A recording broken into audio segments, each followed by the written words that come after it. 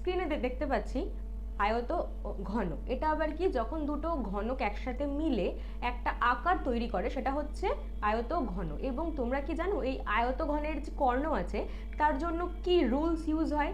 সেটা হচ্ছে √ দৈর্ঘ্য স্কোয়ার প্লাস প্রস্থ স্কোয়ার প্লাস উচ্চতা স্কোয়ার। এবং মজার বিষয় হচ্ছে মাধ্যমিক 2019-এ এইরকমই একটা প্রশ্ন এসেছিল, যেটা হচ্ছে √6 সেন্টিমিটারের যদি দুটো ঘনক একসাথে মিলে যায় তাহলে যে আকার তৈরি করবে তাহলে তার ডায়াগোনালের মান কি হবে? 4টে অপশন থাকবে। তাহলে আমরা জানি যদি দুটো ঘনক মিলে যায় তাহলে এটা তৈরি হবে তার শুধু দৈর্ঘ্যই হবে দ্বিগুণ, মানে দৈর্ঘ্য হবে 4√6, বাকিগুলো সেম থাকবে। তাহলে আমাদের যদি ফর্মুলায় আমরা মানটা লিখি তাহলে এই রকম কিছু একটা রুলস আসবে।